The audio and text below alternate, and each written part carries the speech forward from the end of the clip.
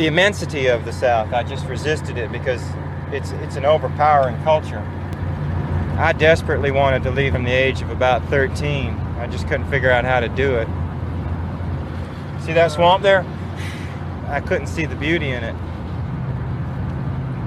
See, when you're growing up in this, it seems like there's a blanket over the whole world.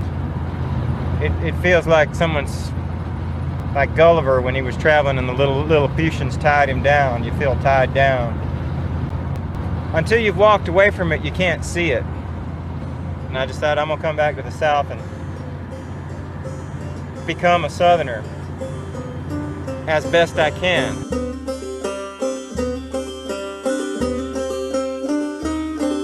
Bienvenue dans Bizarroïde. Dans cet épisode, je reçois Maxime Lachaud, documentariste et essayiste, qui a enrichi les bibliothèques des cinéphiles avec ses ouvrages Redneck Movies et Potemkin et le cinéma halluciné, tous deux publiés chez Rouge Profond, ou encore Mondo Movies, Reflet dans un œil mort, coécrit avec Sébastien Guéraud et récemment réédité chez Potemkin Film. Quand on se lance dans une conversation avec Maxime, on a l'impression d'arpenter un univers infini où s'entremêlent références cinématographiques, musicales et littéraires, et qui abrite un fabuleux cortège de fantômes mélancoliques, de monstres sensibles et de personnages singuliers. Du mondo au documentaire, en passant par la fiction ensorcelée par le réel, Maxime Lachaud s'est prêté à l'exercice du podcast en choisissant 3 films fascinants, étranges, inclassables, bizarroïdes. I feel like that brings me closer to God because I've chosen, it's almost like a form of divinity. I've chosen my divinity rather than my divinity choosing me. Maxime, pour cet épisode, t'as choisi 3 films, 2 films de fiction et un film documentaire. Alors je te propose qu'on commence par le film documentaire Searching for the Wrong-Eyed Jesus, réalisé par Andrew Douglas en 2003. Alors est-ce que tu réussirais à nous faire un pitch, je sais pas si on peut vraiment parler de pitch, mais est-ce que tu arriverais à nous résumer le concept de ce documentaire ? Oui, alors, je vais dire que c'est plutôt un parcours, une déambulation dans un sud des États-Unis qui serait à la fois totalement concret et fantasmatique. Donc on suit un musicien qui s'appelle Jim White, et donc le titre du film, c'est une référence à un de ses albums, et à travers lui on va explorer toute la scène de ce qu'on a appelé le gothique du Sud, donc qui est une scène musicale, donc c'est un film musical on peut dire, dont on va rencontrer beaucoup de musiciens que moi-même j'ai rencontrés, que ce soit David Eugene Edwards de 16 Horsepower, The Handsome Family, et puis même des musiciens d'autres générations, des joueurs de banjo plus anciens, etc. Et aussi on va explorer cette citation de Flannery O'Connor qui est si le Sud n'est pas centré sur le Christ, il est hanté par le Christ. Et donc on va aller dans des cérémonies assez impressionnantes de transe religieuse, mais on va aussi s'arrêter dans les prisons. Il va y avoir des conversations comme ça prises au cours du chemin, et pendant tout ce trajet dans sa voiture, Jim White transporte une icône religieuse qu'il va au final, à la fin du chemin, il la déposera sur la route. Mais donc évidemment c'est tout le parcours qui compte et pas du tout la finalité. C'est un film qui est à la fois un documentaire, mais qui est il y a presque quelque chose d'assez philosophique dedans. Pour moi ça fait écho à beaucoup de choses assez biographiques. Voilà, parce que notamment il a choisi un peu comme une sorte de narrateur cette figure de l'écrivain Harry Cruz, que moi j'ai connu aussi, que je suis allé rencontrer en Floride. J'ai été chez lui pas mal de temps. J'ai tourné un documentaire aussi avec lui, et c'était assez concomitant. Et moi, ça correspondait à une époque où j'avais encore la vingtaine. Je venais de finir une thèse sur les auteurs du Sud, et notamment sur Harry Cruz. Et donc voilà, moi j'étais rentré en contact avec le scénariste à l'époque du documentaire, et pour moi c'était assez émouvant de le revoir, parce que même les musiciens et tout qu'on voit dans le film, ils sont encore tout jeunes pour moi, vu que ils sont toujours actifs, mais le film, voilà, il date d'il y a plus de 20 ans, et j'écoute encore la BO régulièrement, et voilà, c'est un univers en tout cas qui me touche pas mal, et je pense qu'il m'a assez influencé, notamment quand moi, des années plus tard, je suis parti au Texas faire un film sur sur la scène musicale du Texas, qui se nomme Texas Strip, et là qui est plus en hommage au travail d'un autre écrivain du Sud qui s'appelle Joe Lansdale et qui a été très marqué par Harry Cruz, qui est un auteur que j'ai rencontré par le biais d'Harry Cruz aussi. Ben voilà, je lisais justement les textes de Joe Lansdale,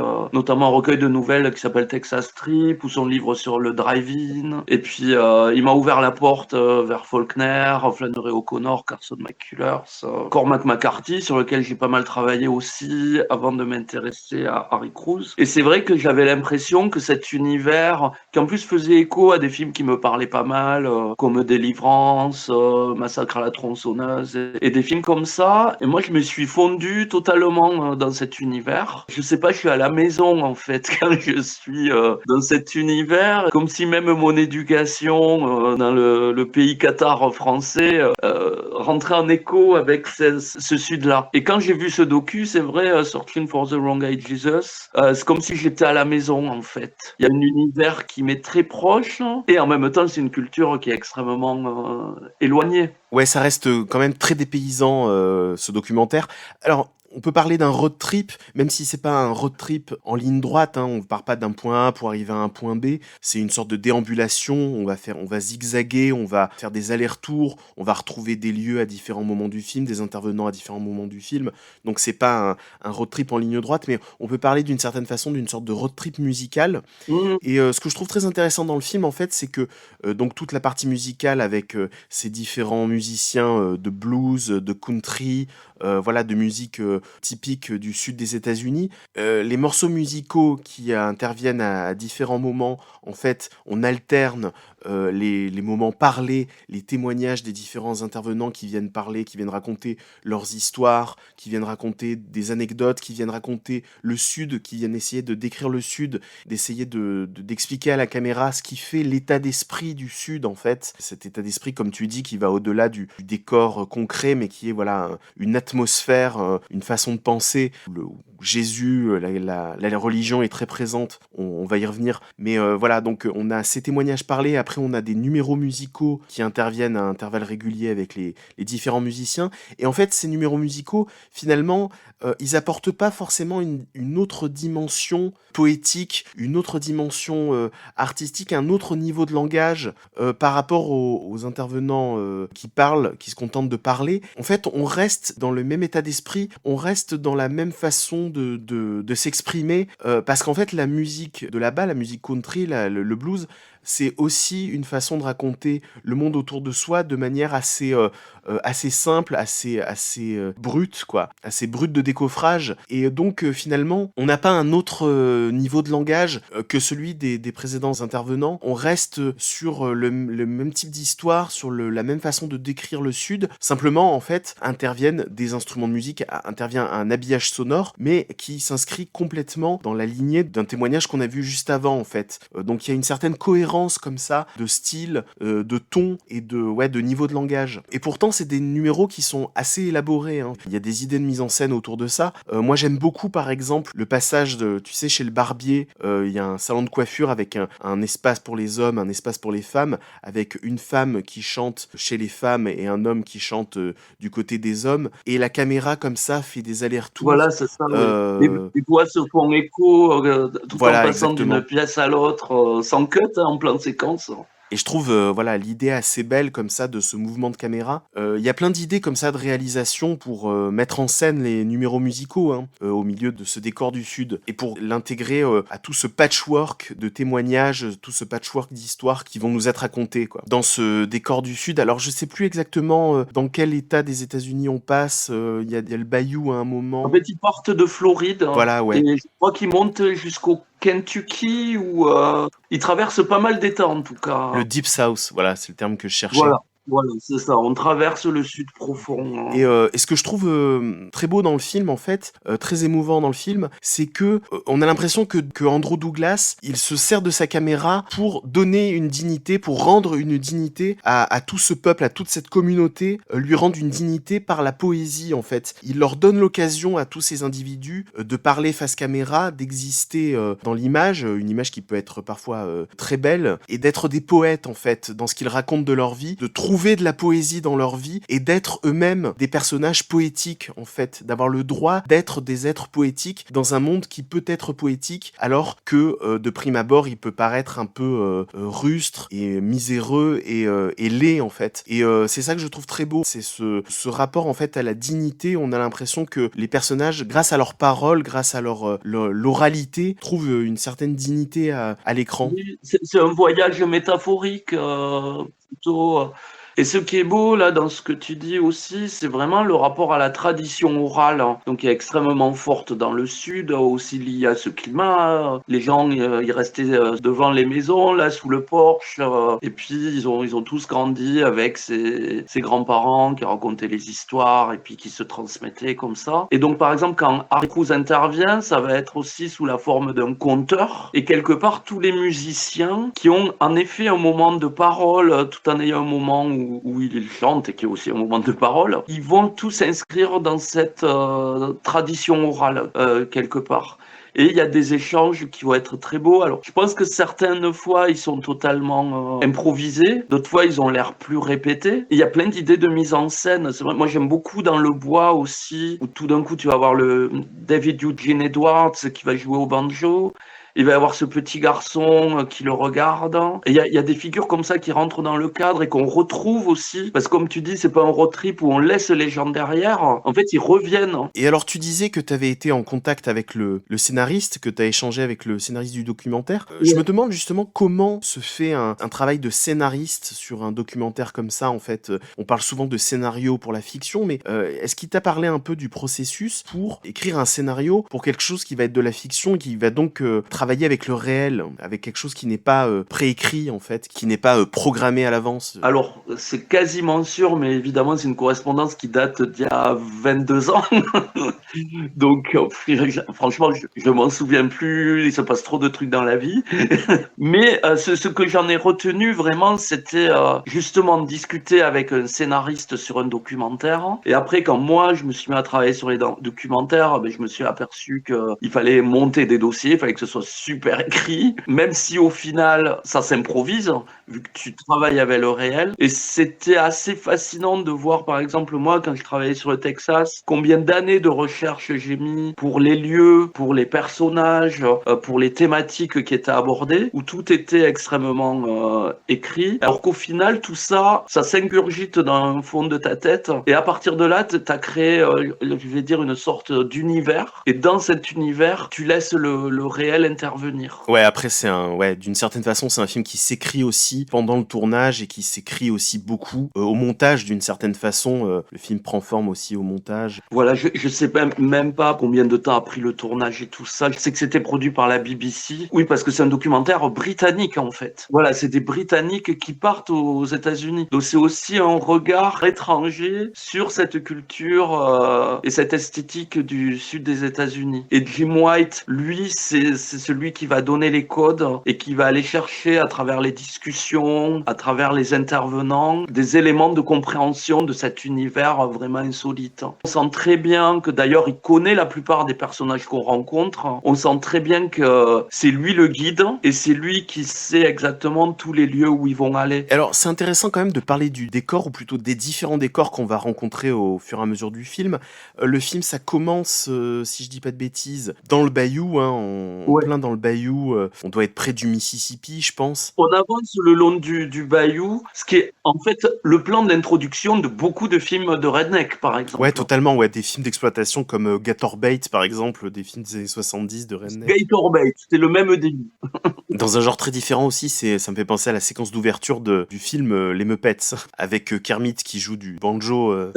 Oui, et donc ce que je voulais dire, c'est que oui, c'est intéressant parce qu'on commence avec cet enfant qui marche sur les bords du fleuve comme ça. Il y a un côté très enfance sauvage, enfant dans l'insouciance d'un milieu de cette nature sauvage, loin de la civilisation. Ouais. Tu penses forcément à Mark Twain, en fait, à Huckleberry Finn ou à Tom Sawyer, quoi. Il y a ce côté, on revient aux sources référence à l'origine, à la scène primitive d'une certaine façon d'une enfance en pleine nature sauvage dans le sud des États-Unis. Ça fait penser à ça, quoi. Et après, on va progressivement, une fois qu'on est en voiture, on va s'éloigner de ce bayou et on va découvrir d'autres décors. Moi, je trouve assez saisissant, tu sais, quand on voit le long de la route ce cimetière de bus scolaires, quoi, les bus jaunes américains typiques, là. Et en fait, on voit beaucoup de décors de casse, on voit beaucoup de décors de ruines, d'endroits en ruines, de friches industrielles, de parcs de caravanes complètement défoncés. On voit beaucoup de rouille, de bois abîmé. T'as l'impression, en fait, d'être presque dans un décor post-apocalyptique d'une certaine façon. T'as l'impression que tous ces personnages, qui sont d'ailleurs marqués par la vie, hein, qui sont éprouvés par la vie, et le décor autour d'eux qui est également abîmé, en ruine, ou à l'abandon carrément, t'as l'impression que c'est des personnages qui errent dans un monde post-apocalyptique et qui ne se souviennent pas forcément de l'apocalypse qui leur est tombé dessus. On dirait que, en fait, cette quête religieuse, mystique, existentielle qui les unit dans le film, t'as l'impression que c'est un peu la recherche de mais qu'est-ce qui nous est arrivé, quel déluge, quel apocalypse nous est tombé dessus. On ne sait pas exactement ce qui est arrivé, mais il y a quelque chose qui s'est abattu sur cette humanité, en fait, sur cette communauté. Une catastrophe naturelle ou un châtiment divin, en fait, on sait pas trop. Pré ou post-apocalyptique, parce que oui, tu es au milieu de la ruine, oui, il y a un grand état de pauvreté, surtout qu'en plus, moi, quand j'étais parti au Texas, j'étais vraiment en train de faire un gros travail sur les drive-in à l'abandon, donc on était vraiment dans des époques dont il ne reste en effet que des cailloux, des pierres, enfin juste tout est délabré, des carcasses de voitures qui là-bas sont légion en fait, il y en a partout. Et ce décor-là, en fait, il suffit que tu poses ta caméra et que tu ailles un peu loin des grandes villes, ben en fait, c'est comme ça partout. Donc c'est vrai qu'il y a une dimension très mélancolique, mais avec une dimension, voilà, d'extrême isolement, ouais, une mélancolie qui est là partout. Et c'est vrai que quand j'avais travaillé sur les rednecks, voilà, tous les clichés qu'on peut dire sur le Sud, ok, ils existent, mais d'un autre côté, il y a la gentillesse des gens, la beauté de ces paysages, si tant est qu'on aime les paysages de ruines. Mais moi, je trouve ça magnifique, en fait. Pour moi, c'est les décors d'un romantisme américain. Et c'est pas pour rien s'il y a autant de récits de fantômes ou de vampires, tout ça qui se passe dans ces décors-là. On est dans des espaces où le fantastique peut intervenir parce que la nature, elle est. Et souvent, dans les films de redneck, t'as souvent ce côté très cul-de-sac. C'est des villages où tu peux pas sortir. Et on le sent aussi avec cette pauvreté où les gens, ils vont stagner, ils vont vivre là toute leur vie. Et t'as cette nature aussi, elle te happe comme ça et tu te dis que c'est extrêmement dur d'en sortir. Soit parce que elle a un côté tellement fascinant qu'elle peut pas te laisser partir ailleurs, soit parce que tout simplement, elle t'empêche de partir concrètement. Parce que tu vois, dans le film, on passe les bois épais, les bayous où on sent très bien qu'il y a plein de créatures sous l'eau. Il y a toujours quelque chose d'extrêmement attractif par la beauté des images. Le docu est extrêmement beau. Et en même temps, tu sens qu'il y a quand même un danger. One night, Annie, she's sitting there rocking. She hasn't said anything. It's too quiet, too still, hearing them trees and that wind blowing, her being quiet. And I say, what is it, Annie? She said nothing. I said, what is it, Annie? What's going on? She said, them birds. And I said, well, what about them birds? She said, them birds, she said. You don't know it, young'un, but a bird can spit. I said, say what? She said, he can spit, open his mouth and spit, and you got your mouth open, it goes in there. You dead, young'un. I said, well, why in the world of God, why in God's world would he want to do that? We usually don't. But usually he ain't nobody's house locked up, neither. You need to let them birds go and get them out of here before he spit in your mouth, young'un. Well, see, on one level, this is just saying get the birds out of the house. On another level, she's telling you, listen, there's a right way to do things, and there's a wrong way to do things. Everything had a right way and a wrong way. Ouais, la violence de la nature, comme ça, le côté sauvage et effectivement hostile. Voilà, le mot que je cherchais, c'est hostile de la nature, mais aussi le côté dangereux des hommes, hein, des individus, avec le rapport aux armes des Américains. C'est quand même présent dans le film. C'est pas mis en avant, mais on sent que c'est présent comme ça en toile de fond quand même. On sent que tu as soit la violence d'un côté, tu le vois avec ces jeunes qui finissent en prison, soit la religion de l'autre côté avec ces gens qui sont vraiment dans une sorte de fanatisme et en même temps ils ont que ça, donc on le comprend aussi. Et après tu as cette voix alternative et qui est celle du film et qui moi m'avait parlé et m'a inspiré, c'est celle des artistes. C'est celle de on va être créatif à partir de là, donc on va composer de la musique, on va écrire des romans. Alors bien sûr évidemment l'Amérique violente et l'Amérique religieuse, tu vis avec quand tu es là-bas. Mais moi je vais chercher celle de ceux qui ont décidé de survivre à travers la création. Ouais, c'est ça, en fait, ces artistes, c'est presque d'une certaine façon des bardes, en fait. C'est des artistes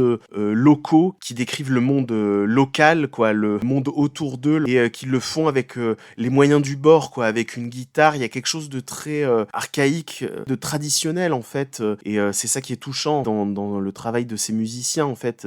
Ils essaient de se débrouiller pour faire de l'art avec ce qu'ils peuvent, avec la culture qu'ils ont à portée d'eux, et point de vue technique, ce qu'ils ont à portée d'eux pour faire de l'art, pour créer de belles choses et des choses qui, mine de rien, aident quand même à comprendre le monde autour d'eux, hein. Il y a quand même dans les récits qui sont racontés, dans les petites histoires qui sont racontées, il y a quand même quelques pistes pour essayer de comprendre l'absurdité parfois de ce monde. En fait, c'est ça, le film se construit autour de plein d'histoires, c'est plein d'histoires rassemblées, plein de petites anecdotes, plein de petits témoignages, plein de points de vue rassemblés qui vont créer en fait une espèce de mosaïque. Quand on s'éloigne un petit peu, on va voir que ça compose une mosaïque d'histoire, et avec cette mosaïque d'histoire, en fait, on va essayer de comprendre la grande histoire du Sud-américain et la grande histoire de l'humanité, en fait. On essaie, avec un empilement d'histoires, d'essayer de trouver un sens. Plus il y a d'histoires à raconter, plus on parle, plus on transmet de choses oralement, mieux c'est, plus ça te donnera des armes pour affronter la vie. Le CD, la première, le tout début de la compile, en fait, c'est Everything Was Stories. C'est Harry Cruz qui introduit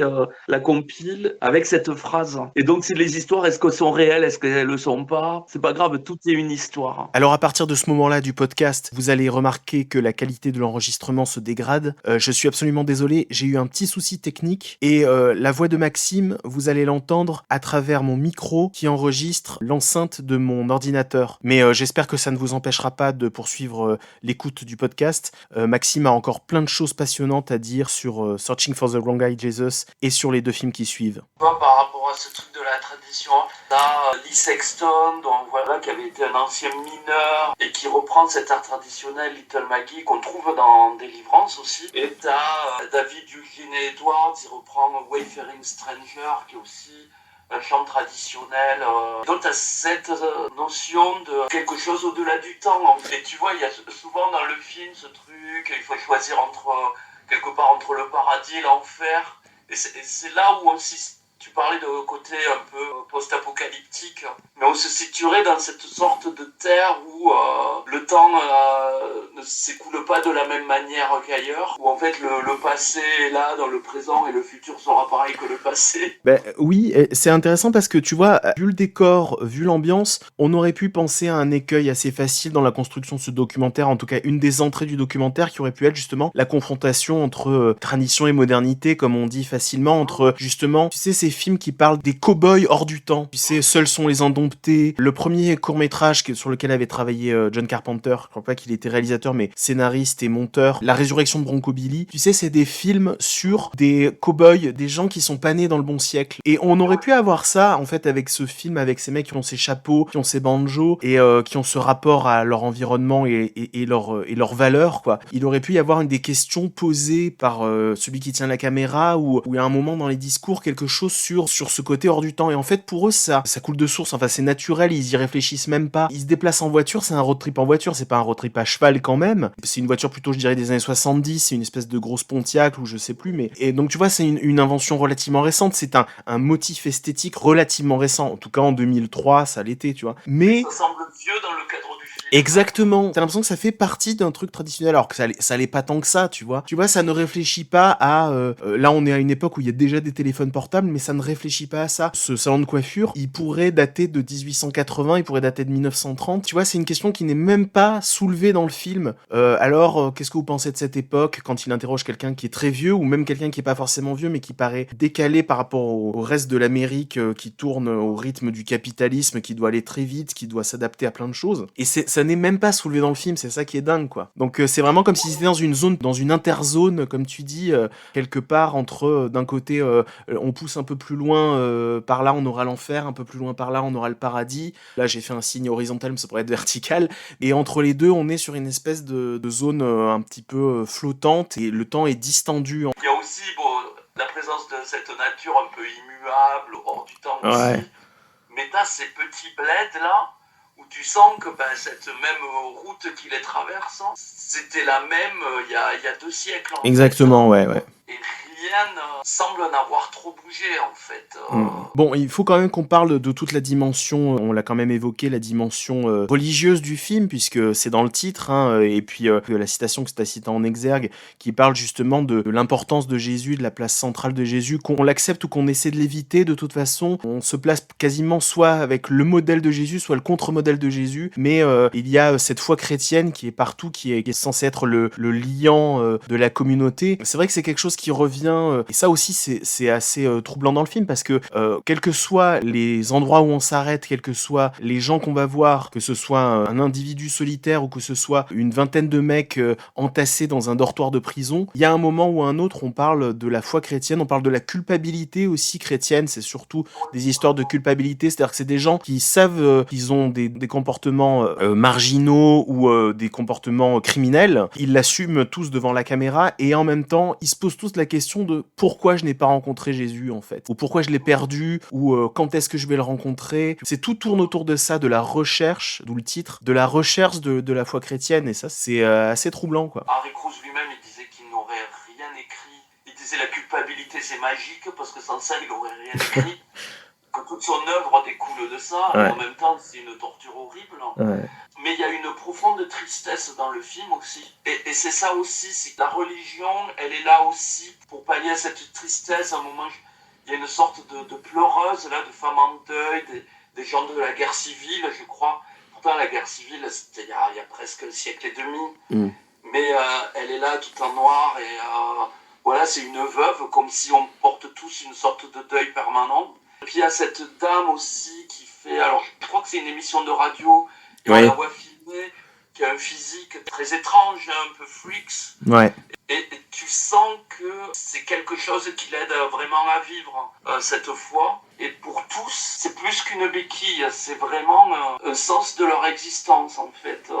S'il n'y a pas ça, ils vont se confronter à une tristesse, à une culpabilité, comme tu as dit, à une douleur qui sera trop immense. Alors après, la manière dont ils expriment leur foi se fait de plein de manières différentes. Il y a les manieurs de serpents, toutes ces religions qui sont typiques du Sud, où voilà, si t'es pas mordu par le serpent, c'est que t'as la foi. Parce qu'ils croient vraiment à la dimension magique. Il y a quelque chose presque du réalisme magique, un peu sud-américain. Il y a un lien comme ça avec la culture chrétienne, mexicaine ou sud-américaine, ouais. Après, t'es pas étonné que le vaudou soit arrivé en Louisiane aussi. Exactement. Mais il y a cette idée que vu que rien ne pourra les sauver, que là ils sont enfoncés dans la terre quelque part, peut-être la seule chose c'est d'avoir cet espoir que Dieu est là pour eux. Vu que l'État n'est pas là pour eux, personne n'est là pour les aider. Et donc ça part d'un constat qui est quand même assez... sombre, hein, ouais. assez Pessimiste, sombre, ouais. Super émouvant.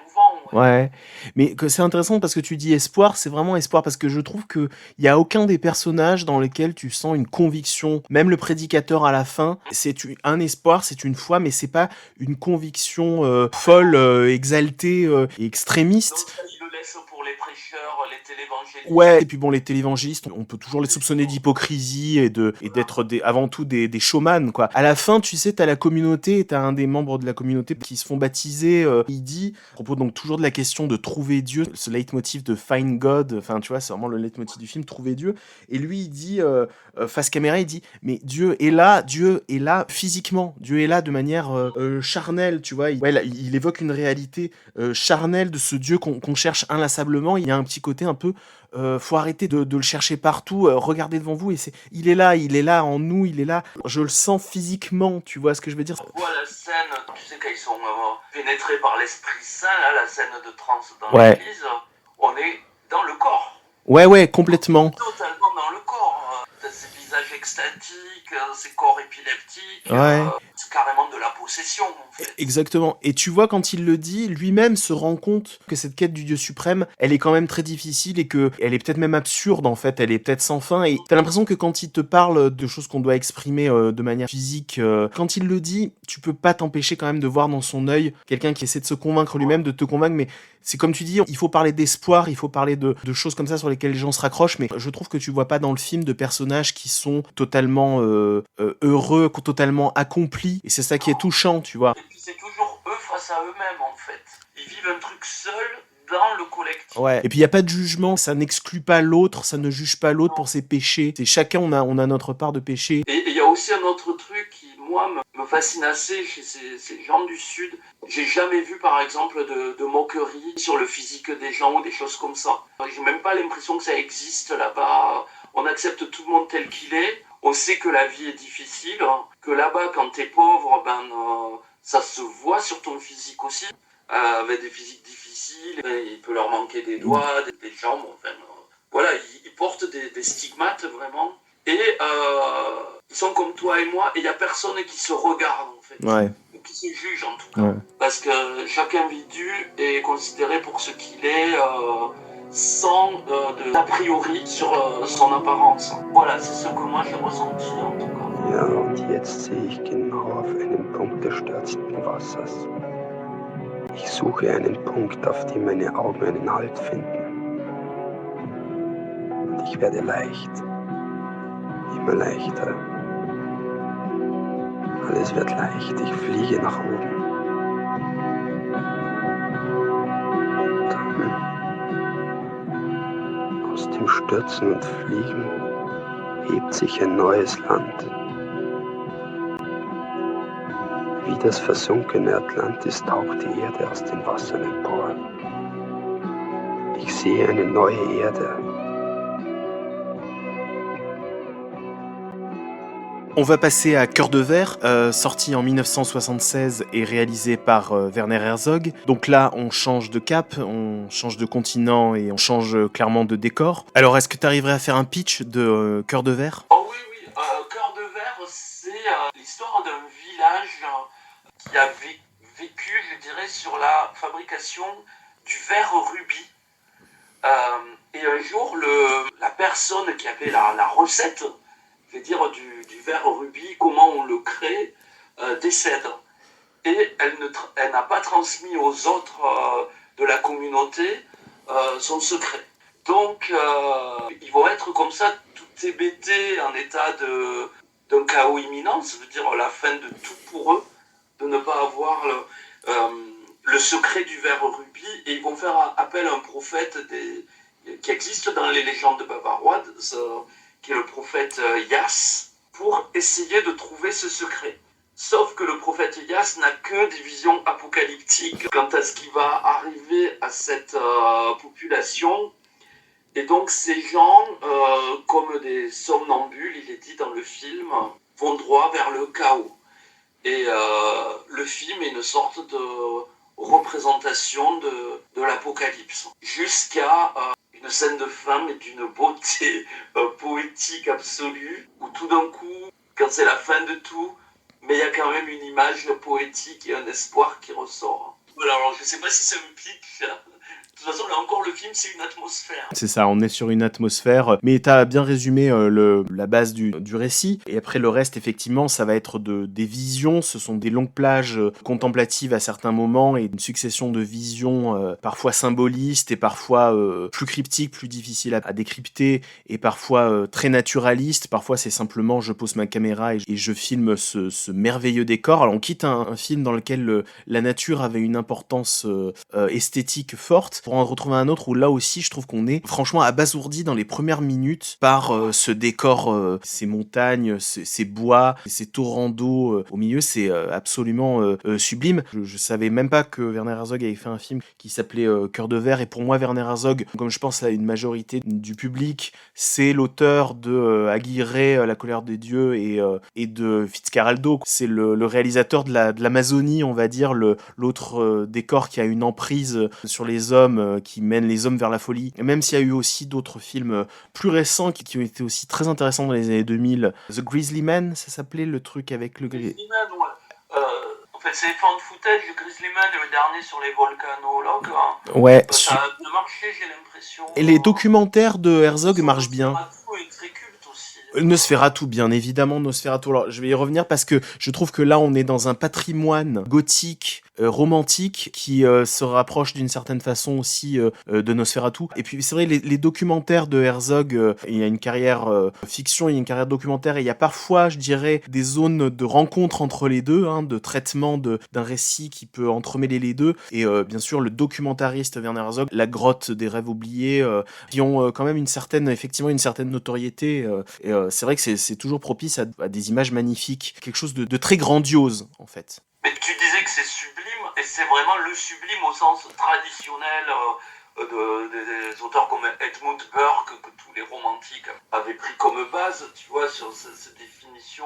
La nature sublime, c'est une nature qui est terrifiante, où tu es au milieu des éléments, c'est une nature qui ne pardonne pas. Et c'est pour ça que tous les romantiques adoraient montrer justement des images de déluge, des trucs voilà, complètement apocalyptiques, où l'homme il est tout petit face à cette nature qui est totalement grandiose. Bah là, dans le film, on a vraiment, je trouve, les références esthétiques, picturales du film, elles sont assez claires. On voit au début du film, ça fait penser à Caspar David Friedrich, le voyageur contemplant une mer de nuages. Clairement, tu vois, avec ces nappes de brume comme ça qui coulent par-dessus l'eau. Enfin, puis le personnage du berger, Yas. Ouais, c'est un peu une sorte de voyageur vagabond qui contemple la nature de loin. Quand il s'éloigne trop de cette nature, quand il s'éloigne de ses bois à la fin du film, ça lui manque très vite et tout. Donc il y a forcément cette empreinte romantique par ce tableau-là. Et puis à la fin, il y a une citation aussi, je trouve assez claire, qui est L'île des morts de Böcklin, hein, Arnold Böcklin, qui lui est suisse, mais on est un peu dans la même région, dans l'Europe centrale. C'est pas un peintre directement romantique, c'est un peintre influencé du romantisme, mais L'île des morts, c'est un tableau de 1880. On est quand même dans du symbolisme. En plus, avec ce travail sur le vert, sur la couleur vert, qui rend vraiment les teintes de ces régions sylvestres, forestières, de ces régions très boisées. Il y a un vrai travail sur le vert, sur le sépia, sur l'ocre, sur les marrons. Voilà, on a l'impression que c'est un film qui est peint ou qui a été pigmenté d'une certaine façon par une matière naturelle, en fait. Et Après, c'est vrai que c'est un film où t'as pas un plan qui est pas sublime. Ouais. T'as pas un plan qui n'est pas un tableau. Et c'est vrai que sur les scènes d'extérieur, c'est vraiment les références que tu dis, on est vraiment dans le 19e et tout ça. Mais moi, j'adore aussi les scènes d'intérieur illuminées à la bougie, où là, on va plus penser à du Georges de la Tour, même avant les romantiques, tu vois. Ouais, Bruegel. Ouais, même tu sais. Rembrandt, ouais, exactement. T'as une histoire de la peinture. Ouais. Et moi, c'est ce que j'adore. Alors, moi, j'adore Herzog de toute période confondue. Mais cette période où il retourne vers ses racines, donc en refaisant le Nosferatu, Cœur de verre, il retourne vers la Bavière où il a grandi. Et lui qui a tourné aux quatre coins du monde, qui est vraiment le cinéaste aventurier, quand il est sur ce territoire-là et qu'il va à la quête de là d'où il vient, en fait, je trouve que ça a fait des films indépassables.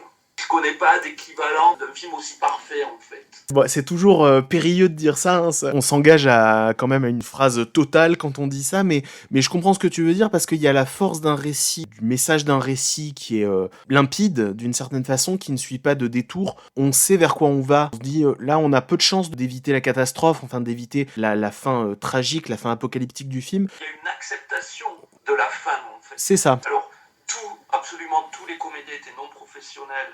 Donc je dis comédiens, mais toutes les personnes qu'on voit, c'était des non-professionnels, sauf le prophète Yass, et ils ont tous été mis sous hypnose. Ah ouais? Ah ben oui, c'est ça l'intérêt du film. Parce que moi, j'ai fait un livre qui s'appelle Potemkin et le cinéma halluciné, Ouais. et j'ai travaillé sur ce que j'appelle le cinéma hypnagogique. Ouais. Un cinéma où tu es entre la veille et le sommeil, ce cinéma qui va sur ce territoire flou de l'entre-deux, où les personnages errent dans le film comme des somnambules, et on ne sait pas si on regarde des rêves ou des personnages en train de rêver, en fait. Et là, ce qui est fascinant, c'est qu'ils sont tous à un état de demi-sommeil, toujours à presque fermer les yeux, et quand ils ont le regard fixe, on se demande bien quelle réalité ils regardent. Ouais. Bon, parce qu'au départ, il avait fait appel à un hypnotiseur professionnel, et il a voulu apprendre, Herzog, et c'est lui-même, en plus avec sa voix, on le voit très bien le faire, hein. C'est lui-même qui a hypnotisé tous les acteurs et qui a été sélectionné sur leur capacité à être hypnotisés. Et donc, ces gens qui sont là, c'est pas comme des zombies, c'est vraiment comme des somnambules. Des somnambules, ouais. Qui acceptent ce chaos. Bon, il y a des larmes aussi, il y a de la tension, mais... Et puis t'arrives vers ces scènes de beuverie qui sont géniales, avec les musiciens dans le bar, et puis ils acceptent, et je trouve qu'il y a quelque chose que j'ai jamais vu ailleurs. Et du coup, Herzog, il avait voulu, en plus de ça, donc pour les hypnotiser, il avait utilisé un film qu'il avait fait qui s'appelle Fata Morgana, qui est un docu très expérimental que dans des déserts. Ouais. C'est mon dos, en fait, un docu où tu vois beaucoup de cadavres d'animaux. Ah ouais. Et où il a essayé de filmer les mirages. Et moi, je trouve qu'il y est arrivé, de filmer ce qui est impossible à filmer. Ouais. Des hallucinations, en fait. Il a filmé des hallucinations. Il a hypnotisé les gens avec ça pour avoir un casting totalement halluciné, pour le coup. C'est dingue. Et du coup, ça donne des dialogues. Il y a une scène entre deux personnages. Un dit à l'autre, je vais mourir en m'écrasant sur toi. Et la chose se produit en plus. Parce qu'il y a toute cette dimension mystique, prophétique. C'est un film extrêmement philosophique, comme le cinéma d'Herzog. Hein. Et donc, ils avaient fait des essais. Herzog, il hypnotisait le public avant de voir le film. Le problème, c'est que certains avaient quitté la salle avant la fin de la projo. Donc, ils ne pouvaient pas les réveiller. Donc, il y a des gens qui sont sortis de la salle en état hypnotisé. Donc, en fait, ils se sont rendus compte que c'était impossible. Mais au départ, ils devaient aussi hypnotiser le public. Ah putain, c'est dingue. Donc, c'est un film qu'on aurait dû voir nous-mêmes sous hypnose. C'est assez dingue. Les visages, les regards. Je suis d'accord. Quand même. Et les voix. Parce que du coup, j'ai jamais trouvé la langue allemande aussi belle que dans ce film. Et il y a une beauté absolue de la diction, une musicalité dans le phrasé. C'est d'une beauté, c'est une symphonie parfaite. Das Land des Rubins, mein Land. Und alle Menschen tanzen in dem roten Schein und leben in ihm. Ihr Blut, ihr Leben, alles ist in dem Glas, in dem Rot, in der Farbe. Dieses Land ist das Einzige. Alles ist in diesem Land.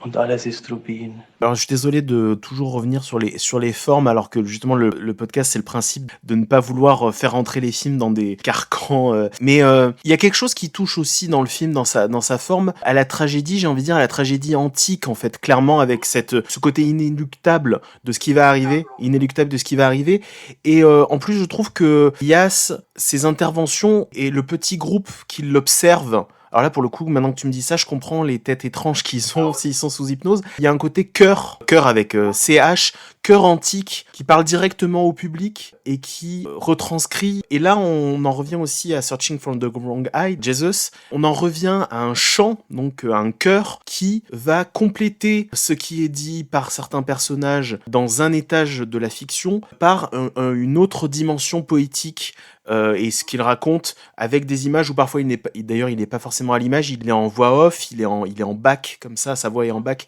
et on a des contemplations sur ces magnifiques paysages, et il y a presque un côté chœur qui va ponctuer les différents moments, j'allais dire les moments cruciaux, mais non, justement, il n'y a pas de moments cruciaux réellement dans ce film, étant donné que tout a déjà eu lieu d'une certaine façon, et on a presque l'impression que c'est presque une tragédie qui se répète. Pour eux, c'est peut-être la première fois que ça arrive, mais quelque part dans l'univers, quelque part sur un plan métaphysique, cosmique, cette histoire, elle a déjà eu lieu 100 fois, et elle recommencera dans 100 fois, quoi. Et n'oublie pas donc que le film commence par des polyphonies.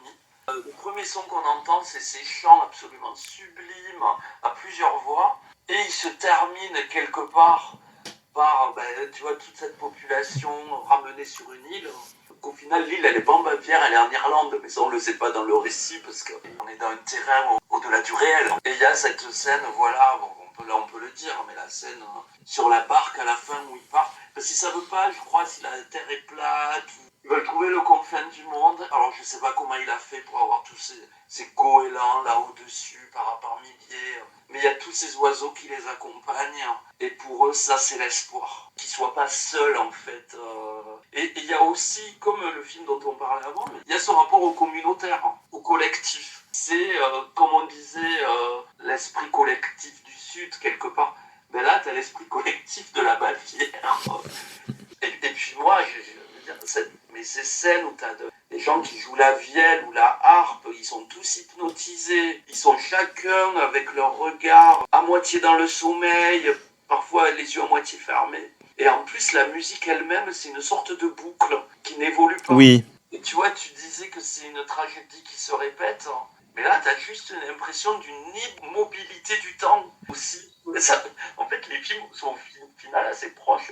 Et il y a aussi je crois que moi j'aime ça dans le cinéma aussi, c'est le jeu sur le temps. Comme en musique, tu vois, comme tu peux étirer le temps, jouer avec les ellipses. Mais pour moi, le cinéma, c'est ça, c'est l'art de la gestion du temps. Le cinéma, ça se compte en 1h30, ça se compte en métrage, tu vois. Pour moi, c'est ça le propre du cinéma. Un tableau, c'est figé, tu peux le regarder en une fois. Enfin, tu vois ce que je veux dire, c'est une œuvre. Le cinéma, c'est du temps qui se déroule, quoi. Donc, je suis complètement d'accord avec toi. Et oui, les films, quand tu dis sont assez proches, je sais pas si tu l'as fait de manière volontaire ou involontaire, mais en fait, d'une certaine façon, là où les personnages de Searching for the Wrong Eye, Jesus, erraient comme ça, aussi, pas somnambules, mais en tout cas errant comme ça dans leur décor, sans trop savoir exactement ce qui leur arrivait, ce qui les attendait, ce qu'ils ont perdu. Eux, là, pour le coup, il y a un symbole avec ce verre rubis qui lance le récit et qui accompagne la forme du récit, mais en réalité, c'est pareil, c'est deux communautés égarées un peu au milieu d'une espèce de temps flottant comme ça, sauf que effectivement, dans Cœur de verre, c'est cristallisé, en plus, là pour le coup, ça s'y prête vraiment, c'est cristallisé par ce verre rubis. Parce que je pense que le verre de la nature, j'y ai pensé là en le disant, mais j'avais pas fait attention, mais c'est peut-être aussi l'absence de rouge, l'absence de ce rouge rubis, parce que ce sont deux couleurs un peu opposées, et je me demande s'il y a pas ça aussi comme je te disais, quand j'ai loué la qualité des verres dans le film, des verts, des gris, et en fait c'est le rouge qui n'est pas présent à l'écran, ce rouge absent du verre rubis. Le seul moment où le rouge revient, alors c'est cette scène hallucinante vers la fin, où le prophète Yass se bat avec l'ours invisible, et il a du sang sur ses vêtements. Donc là, il y a du rouge qui apparaît, qui n'est pas le rouge rubis. C'est le rouge du sang, et bon, on n'a pas vu l'ours vu qu'il est invisible, mais il est quand même, sa chemise est tachée. Ouais, c'est vrai. Dans la nature, il n'y a pas de rouge. Non. C'est un monde sans rouge. Il n'est que lié à ce verre rubis. Et c'est vrai que... Son caractère absolument... presque magique, en fait. De tout, quoi. Ouais, il est plus que précieux. Il est magique et voire peut-être même sacrilège, en fait. C'était peut-être quelque chose de sacrilège d'avoir ce verre rubis. Ils en payent peut-être le prix. C'est une magie qu'ils n'auraient peut-être pas dû avoir entre les mains, en fait. C'est peut-être un truc prométhéen. Ils ne la méritaient pas, en fait. Ouais, voilà. Elle était trop forte pour Ouais. Et puis en plus, il y a ce parallèle avec le sang noble de la noble famille qui régit un peu ce village, avec le père qui est dément, qui est déjà plus tout à fait là, et le fils qui lui est décadent, enfin je sais pas comment on pourrait dire, mais qui est déjà impuissant face à tout ça, ou en tout cas qui va précipiter la chute de son village. Et c'est aussi une histoire il faut retrouver le sang noble qui irrigue ce village, qui est le rouge rubis. Donc il y a bien sûr cette symbolique là avec le rouge du sang aussi. C'est pour ça qu'il y a aussi ce parallèle avec toute une littérature du 19e siècle, gothique, romantique, l'histoire d'une noblesse, d'une aristocratie qui est en train d'être dépassée par une nouvelle époque, la fin du romantisme. La base du roman gothique et même du gothique du Sud à la Faulkner, hein, ouais. C'est l'aristocratie dégénérescente en fait, qui arrive au bout et qui va droit vers l'apocalypse quelque part. Ou en tout cas vers la dégénérescence, ou alors c'est les aristocrates qui sont devenus des frics. Tu vois, il y a toujours ça, Absalom de Faulkner, et puis même les romans gothiques classiques. Hein, complètement. Depuis le château d'Otrante, tu vois. Et c'est ça qui est beau, c'est la période, on pourrait dire qu'il y a du romantisme un peu tout le temps chez Herzog, et même dans ses docus, parce que là on le voit, même si c'est une fiction, les gens sont vraiment hypnotisés. Donc il y a une part totale de documentaire, hein, parce qu'il y a cet imprévu aussi de la réaction à l'hypnose. Mais c'est vrai que cette phase de fin 70, où il part mais à 2000% dans le romantisme gothique, moi je trouve ça assez indépassable, et je pense que quelque part il a inventé, peut-être sans le savoir, tout ce qu'on appellera le courant néo-folk en musique. Tu vois, tous ces artistes qui ont repris des éléments du paganisme. Ouais, je comprends ce que tu veux dire, ouais. De la littérature romantique, de la folk traditionnelle, et qui en ont fait une nouvelle esthétique, voilà, païenne, occulte, critique, tout en se basant sur le folklore. C'est du folk cinéma quelque part. Complètement. C'est pas de la folk horreur, mais on n'est pas loin. Ah oui, bah c'est presque pastoral en fait, d'une certaine façon. Tu sais, un film comme Wicker Man est considéré à la base de ce qu'on appelle le néo-folk, tout cet univers païen, ces sortes de musique qui reprend le traditionnel, mais qui rajoute des dissonances, de la modernité. Je trouve que Cœur de Verre devrait être autant une référence que Wicker Man. Mais c'est intéressant parce que oui, la musique dont tu parles de Popol Vuh, il s'appelle ce musicien, c'est ça Alors Popol Vuh, oui, c'est Florian Frisk, je sais pas trop comment on prononce, mais Popol Vuh a fait la musique d'Aguirre, de Nosferatu, et donc il utilisait beaucoup ces mélotrons qui ressemblent à des voix humaines, tout en utilisant aussi des sitars, des mélodies de guitare qui font presque médiévales des fois.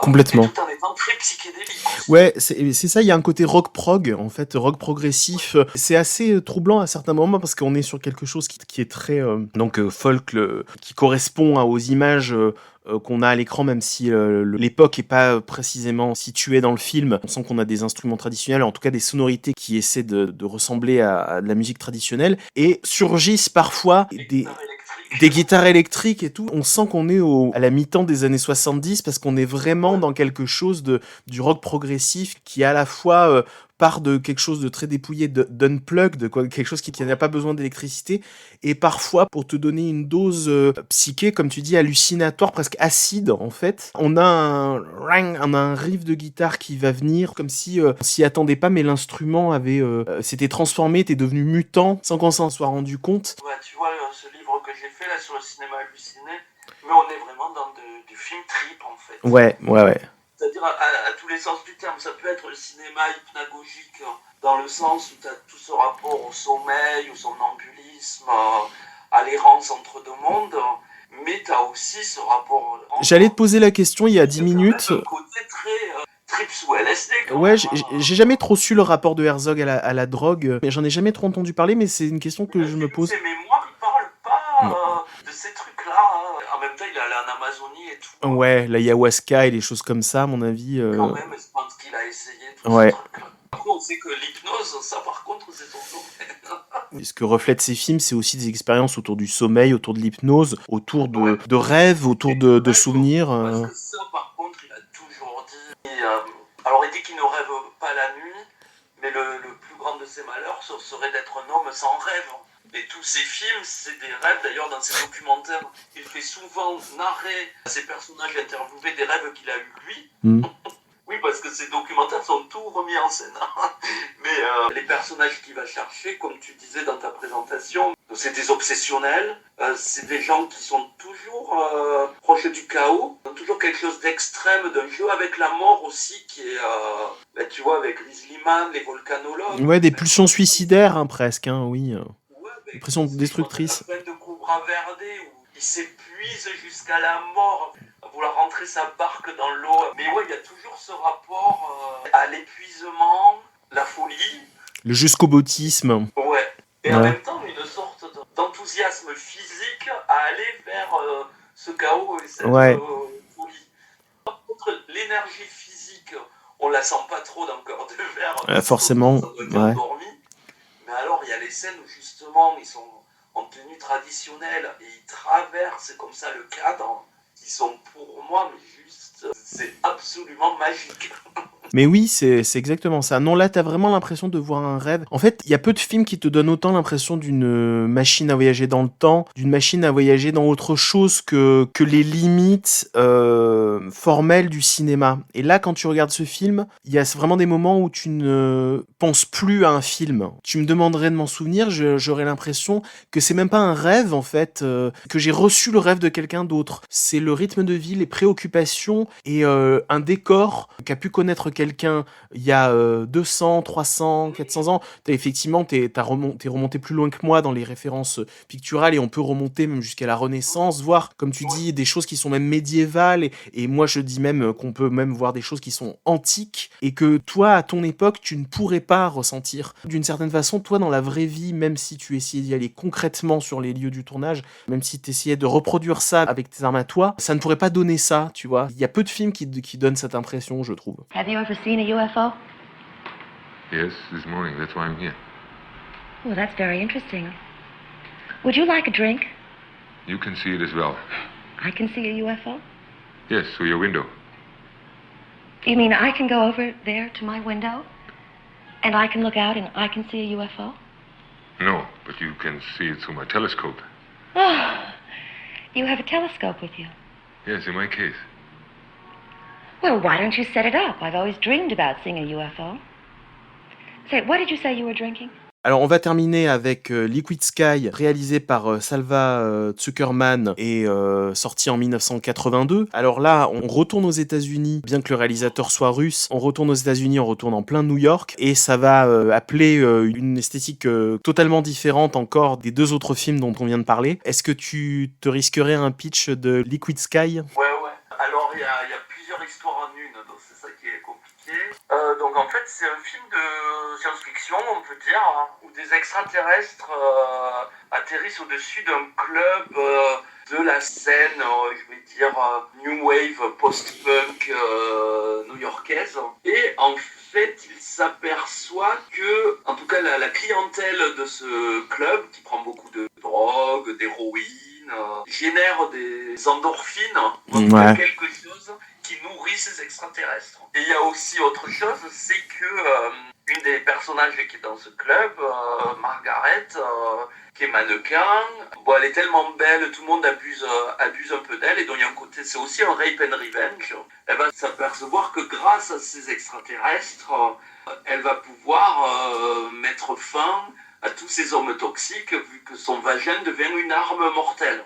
Alors, pas qu'avec la drogue, ce qui se dégage de l'orgasme sert aussi d'énergie à ces extraterrestres. Donc, entre-temps, il y a un ufologue, on dit, Ouais. un gars qui est spécialisé là-dedans, donc allemand, qui va venir faire une enquête.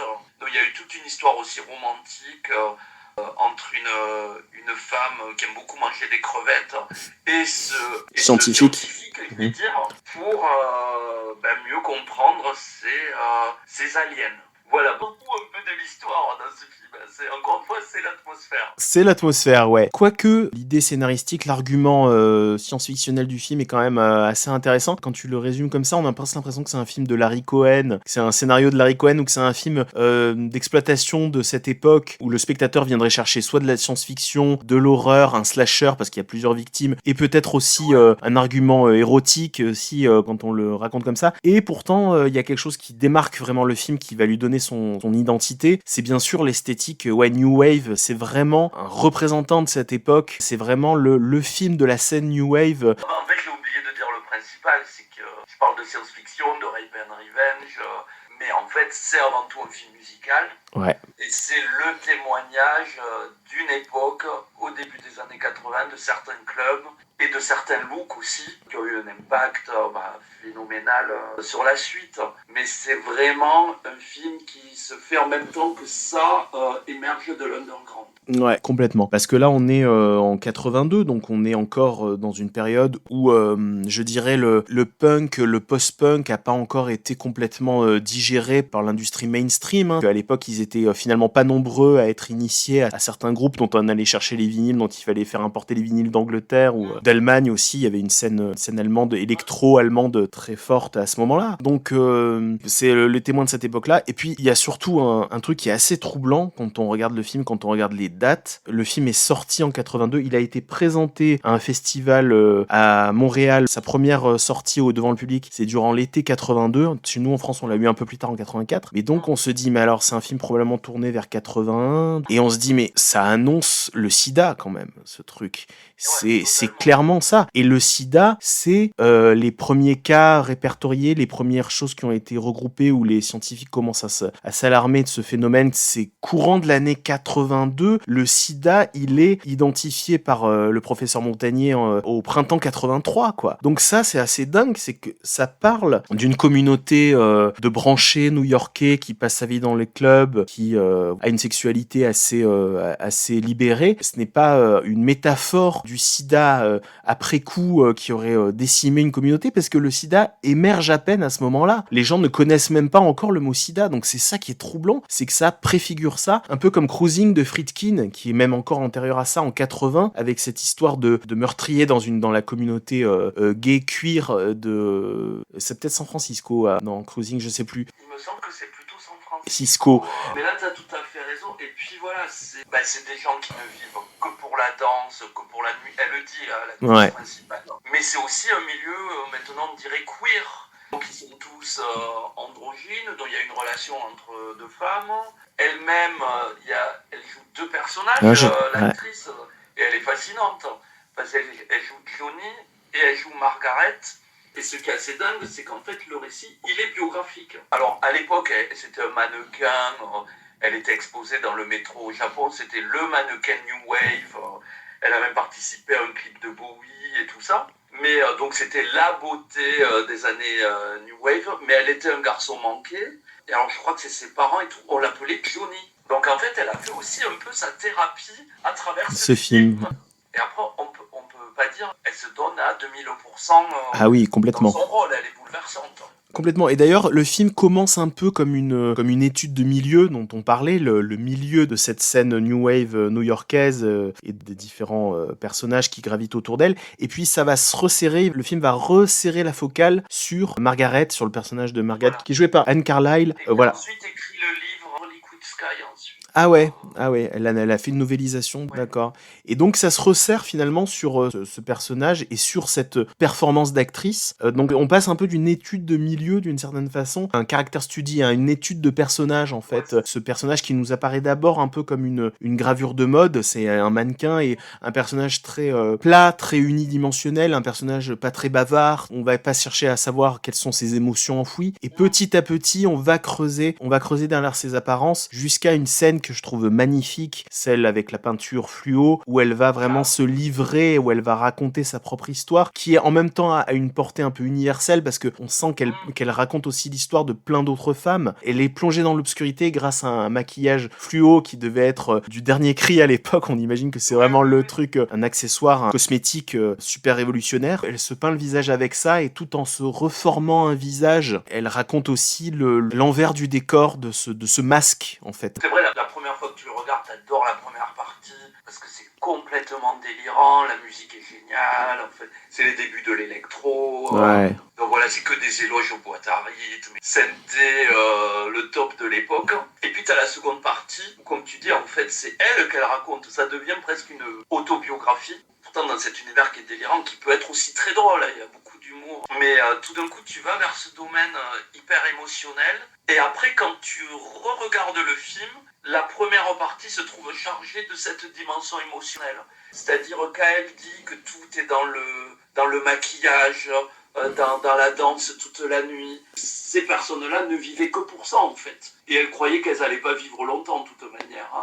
Et tout d'un coup, tu t'aperçois de la profondeur qu'il peut y avoir dans ce milieu des nightclubs et de ce travail sur le look qui est complètement fou. T'as l'impression de passer par toutes les avant-gardes du XXe siècle. Et derrière ces looks, il y a cette profondeur, en fait. Là, on va en revenir sur l'aspect documentaire dont on a parlé plus tôt en parlant du premier film et même du deuxième, en fait. Il y a ce côté-là aussi dans le film. À certains moments, il y a cette vertu documentaire d'une époque disparue, d'un monde qui n'existe plus, en fait. Et c'est déjà ça, cette force-là de nous montrer un New York. En plus, New York a énormément changé dans les années qui ont suivi, fin des années 80, 90, à partir de l'époque du procureur Giuliani, la javelisation, j'ai envie de dire, la gentrification de New York va avoir lieu quelques années après, donc c'est marrant de voir un New York beaucoup moins propre sur lui qu'il l'est aujourd'hui en fait, et même si là on n'est pas dans la 42e, on n'est pas... Bon, après tu sais, ils vivent dans des apparts en coloc, c'est pas... Oui, non, le rap... Ouais, dire. Oui, c'est vrai. Ça roule pas sur l'or quand même. Non, ça roule pas sur l'or quand même, non, c'est vrai. Ça se fait avoir par des gars pour des défilés. Ouais. Ce que tu dis, c'est vrai, c'est qu'ils ont capté un truc qui a duré très peu de temps. Je crois que le seul autre film qui a su capter ça, mais bon, c'est à Los Angeles, c'est Café Flèche, ouais. De Vince Dream, complètement. alias Steven Sayatian. Yann. Où l'appareil, alors ça annonce totalement les années SIDA, exactement à la même époque, Ouais. et dans le même genre de club dans une autre ville, avec les positifs et les négatifs, et aussi ce public où les hommes sont très maquillés, enfin très androgynes, tout ça, et où là, le public, c'était toute la scène post-punk de Los Angeles, en fait. Ouais. Donc là aussi, tu as vraiment ce rapport à la musique et à une scène musicale précise que, grâce au cinéma et à des réalisateurs très talentueux, ils ont réussi à immortaliser un bouillonnement artistique dont on ressent encore aujourd'hui des restes dans la mode, dans la musique. Ça rejoint les deux autres films, dans le sens où c'est des films qui captent des atmosphères et qui la captent en images et en son. Quelles images, quels sons. Et même d'ailleurs techniquement, il y a quelque chose qui à certains moments fait très documentaire, fait très caméra à l'épaule, très. Je pense que c'est parce que c'est aussi un film qui a un tout petit budget. Hein. Voilà, c'est le côté un peu cinéma guérilla, quoi. Hein. L'Oréal faisait des documentaires en Russie. Hein. Il venait du documentaire quand même. Hein. Bon, même si là, il s'est lancé dans des effets spéciaux qui, je trouve, vieillissent super bien en plus. Mais ils viennent de ça, donc il a ce regard-là. Et eux, en tant qu'équipe russe, parce que l'équipe au costume, tout ça, c'était que des Russes en fait. Ils sont arrivés là-dedans comme s'ils étaient des aliens et qui découvraient un monde parallèle. C'est là où ça rejoint Searching for the Wrong Jesus, où tu arrives dans un autre pays, dans une communauté underground, et t'hallucines. Et c'est là qu'ils se sont mis à collaborer avec Anne Carlyle, tu vois, parce qu'ils ne parlaient pas super bien l'anglais, qui a refait les dialogues et qui a mis tout ce vécu dedans et cette dimension autobiographique. Mais c'est vrai qu'en plus, on imagine qu'en 82, le choc de civilisation entre des gens qui arrivent de Russie, du RSS, pour arriver en plein New York, chez des gens de cette scène branchée, quoi, ça doit être un choc thermique assez dingue, quoi. Le choc des cultures, là. Mais ouais, il y a vraiment des moments, tu sais, le moment où elles se battent entre elles au-dessus d'un cadavre d'homme, tu sais, c'est vraiment filmé de manière, on sent que la chorégraphie est pas forcément très bien réglée. Ça m'étonnerait pas que ce soit un moment improvisé où il a dit aux deux actrices. Il y a l'autre actrice, d'ailleurs, j'aimerais aussi la citer, qui est Paula Shepard, qui est une actrice super intéressante. C'est elle-même qui chante le tube du film qui s'appelle Me and My Rhythm Box. Où voilà, c'est sur son histoire d'amour avec cette boîte à rythme qui est parfaite, elle n'a pas à la nourrir, elle répond à tout ce qu'elle lui dit. C'est l'homme idéal dans ce monde où les hommes sont quand même très toxiques. Et c'est une actrice qu'on avait vue quelques années avant, vers 75, par là, dans Alice, Sweet Alice. Hein, c'est la petite fille dans ce film qui est très très étrange, ce film, ce slasher, ce film d'horreur très très poisseux, une atmosphère vraiment. C'est Alfred Solé, je sais jamais comment on dit, mais C'est une actrice qui paraît très juvénile. très juvénile, exactement. Elle a un visage, on pourrait dire une adolescente. Elle a des grands yeux d'enfant. Et le contraste que ça crée avec Anne Carlyle, qui elle est une top modèle longiligne et tout, enfin leur duo physiquement fonctionne très bien. Beaucoup moins expressif. Ça c'est fascinant aussi parce que l'autre truc que le film a capté, c'est qu'il y avait aussi toute cette scène du happening. La performance de Paula Shephard, c'est du happening. Quand elle est là, c'est totalement mis en scène. Le public fait presque partie de la performance. Ouais. Et ça fait penser à ce que faisait Laurie Anderson, dont le premier album sort en 1982. Ouais. Et d'ailleurs, t'as l'impression aussi que le côté happening déborde. Le club va au-delà du club, va au-delà d'une scène. Elles sont à un moment dans un petit resto et elle attire l'attention sur elle, le personnage de Paula Shephard. Elle attire l'attention sur elle en racontant une histoire qui a eu lieu dans une soirée. Elle monte sur les banquettes. Il faut être un happening permanent. Il faut provoquer les gens autour de soi.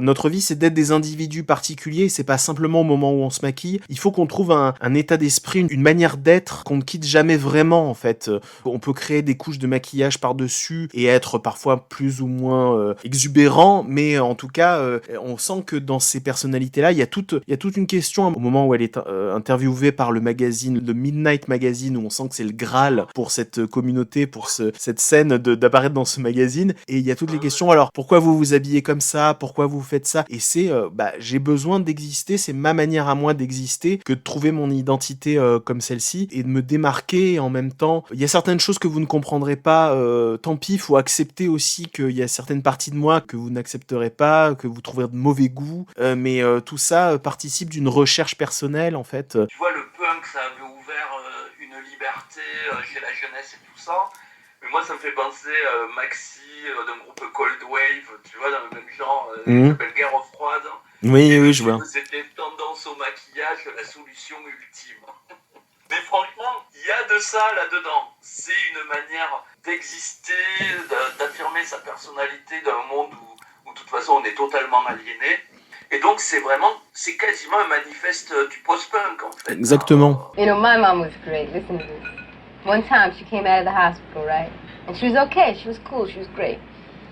So she went out with this guy, this really straight guy, and they went to this really fancy restaurant. You know, the best in town, right? She's doing fine.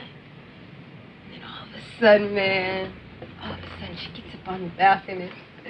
She gets right up on the balcony, man, and she pulls up her skirt and she looks at all the people and she says, "I'm Jesus Christ, man, I baptize you in the name of the Son, the Father, and the Holy Ghost." And she pissed on everybody.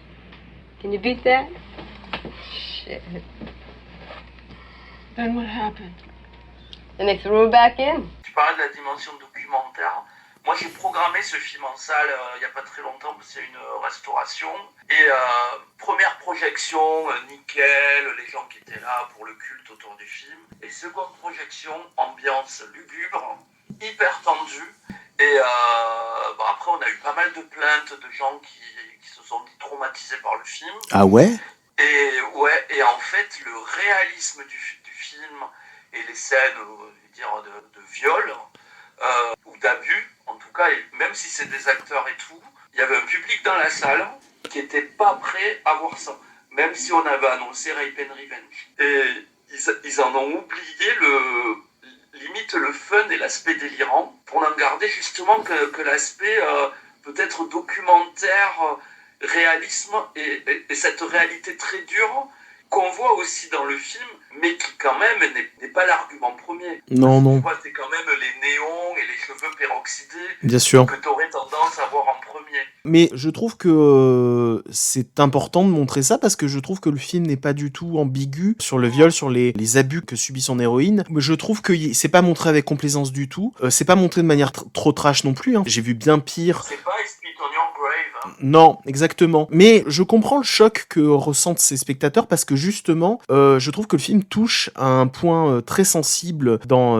les rapports hommes-femmes, les rapports dégueulasses qu'ont les hommes aux femmes dans ce film, parce que justement, on n'est pas sur des violeurs beaufs, bas du front. Et c'est là que je comprends qu'une génération aujourd'hui est choquée par ça, parce que je pense que ça fait écho à beaucoup de choses dans des milieux artistiques. Ce qui est intéressant dans ce film, en fait, c'est que c'est un film qui est étonnant. Donc, je parlais du sida, il est presque prophétique à propos du sida, mais il est à l'heure, en fait, pour parler de son époque, des années 70 qui se sont déjà passées. On a l'impression que déjà, ça, c'est digéré par Carlyle et par le réalisateur, parce que il y a une critique aussi de le professeur avec lequel elle a une relation, Margaret. C'est la relation d'un vieux prof avec son étudiante, qui est franchement contestable. À un moment, il lui dit, mais tu sais, j'ai passé beaucoup de temps avec toi, j'ai pris beaucoup soin de toi, et l'autre lui a répondu, oui, on a passé beaucoup de temps au lit, surtout. Le temps que t'as passé avec moi, c'est à coucher avec moi. Tu te vois comme un Pygmalion, mais en fait, t'es juste un vieux qui profite de son ascendant sur son élève. Et en même temps, elle fait la critique on imagine que lui, plutôt, sa jeunesse a été une jeunesse beatnik,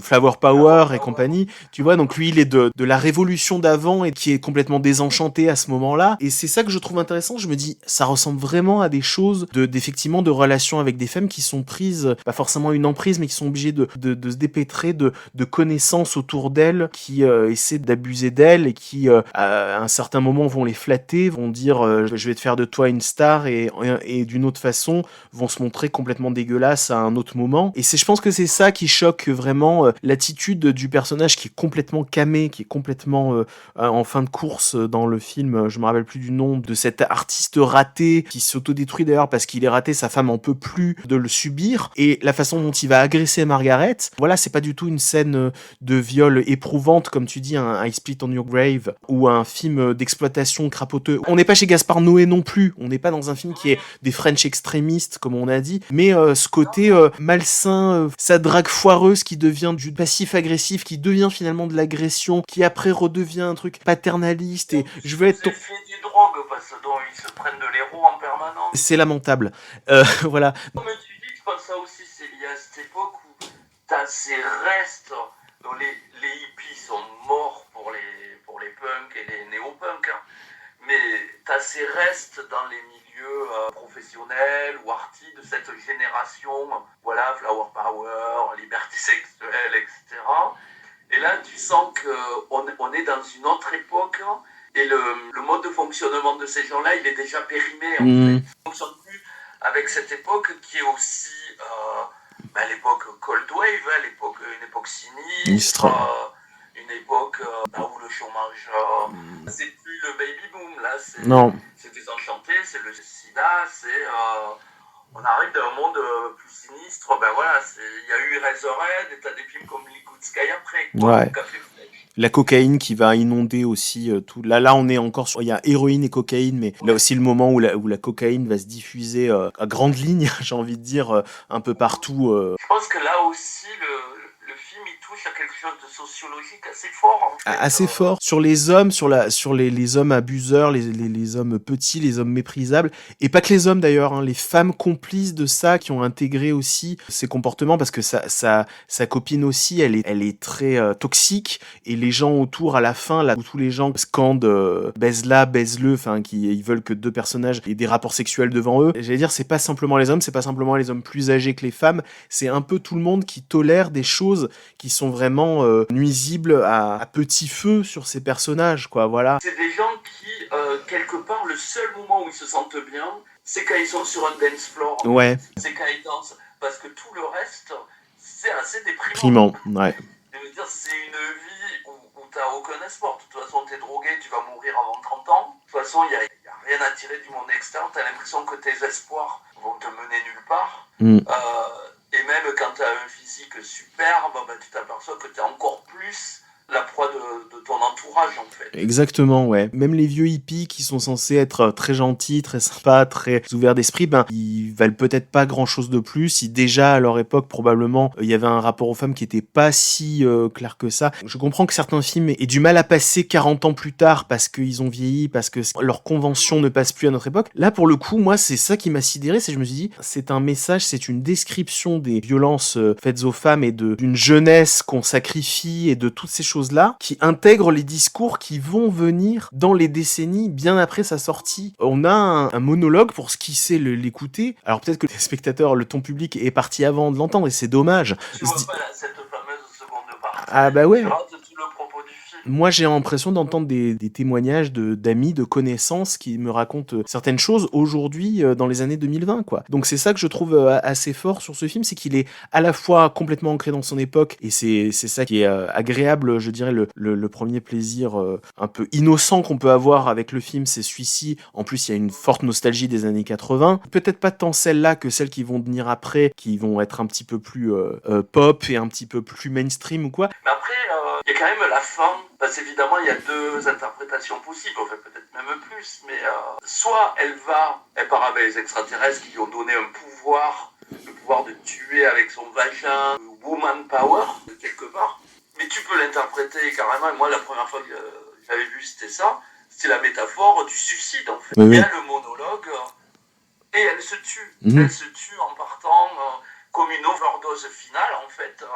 Bien sûr. Et voilà, c'est la fin. Elle a la petite vingtaine et elle termine déjà sa vie, ce qui était sûrement le cas de beaucoup de gens à l'époque qui sont morts très très jeunes. Cette fin qui peut être à la fois quelque chose d'héroïque ou de totalement désespéré. C'est vrai, ouais. Après, il y a un truc que moi j'ai eu un peu de mal à accepter dans le film, c'est un peu l'intrigue parallèle avec le scientifique. Je dois avouer que je trouve que ça a pataugé un peu. Le scientifique avec la voisine chez laquelle il observe ça. Je suis fan de John Waters. Oh, ouais, je peux comprendre. C'est un humour auquel je suis très sensible.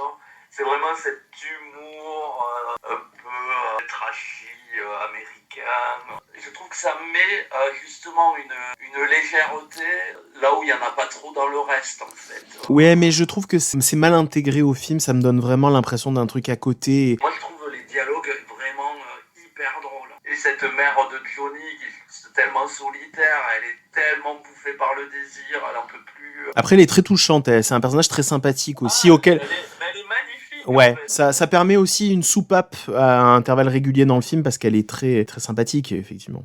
Mais après, je comprends ce que tu dis, si tu veux, c'est peut-être moins fort. Mais moi, en tant que personne qui a vu et revu le film, maintenant je les adore ces passages. Ouais. Bah, ce qu'il y a, c'est que j'aurais aimé qu'ils interagissent avec Margaret plutôt. Enfin, tu vois, c'est ça le truc qui est un peu frustrant dans le film, c'est que ils sont en parallèle. C'est un montage parallèle avec dans l'appartement de cette femme et puis dans l'appartement de Margaret, grosso modo pour schématiser.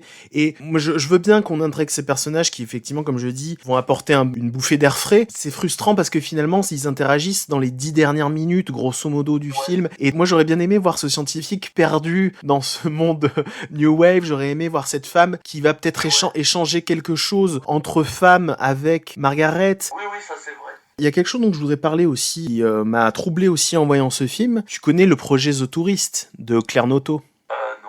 Tu connais pas ? Alors tu sais, les cinéphiles, ils ont parfois une marotte qui est les films qui ne se sont jamais faits. Tu sais, les grands films qu'on ne verra jamais, les projets qui n'ont jamais abouti. Dans les années 80, il y a une scénariste qui s'appelait Claire Noto. Elle avait écrit un script qui s'appelait The Tourist. The Tourist, ça se passait, il me semble, également dans des milieux new-yorkais, dans un club new-yorkais qui était peu à peu investi par des extraterrestres qui venaient chercher une communion charnelle avec des humains. En fait, c'était un scénario vraiment nimbé pareil dans les années 80. Ça doit être peut-être un peu après ça, elle a dû travailler dessus en 83, 84.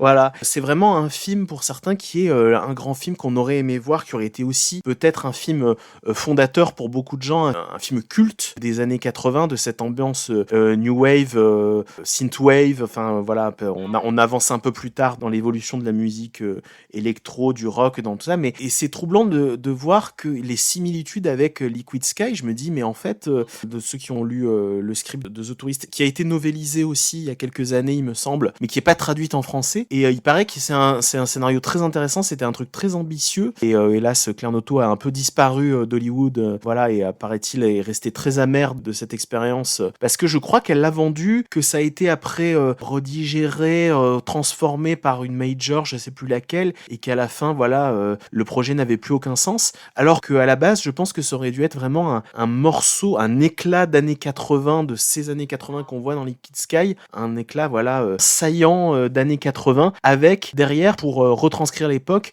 un argument de science-fiction. Donc c'est assez troublant. Quand tu m'as proposé de voir Liquid Sky, je ne savais pas qu'il y avait derrière une histoire de soucoupe volante. Quand je vois arriver à la soucoupe volante au début, je suis très surpris. Il fallait quand même que je cite le fantôme dans la pièce. Voilà, c'est pas l'éléphant dans la pièce, c'est le fantôme dans la pièce, qui est Claire Noto. Come on, who's next? I'll take lessons. How to get into show business. Be nice to your professor. Be nice to your agent. Be nice to your audience. Be nice. How to be a woman. Want them when I want you.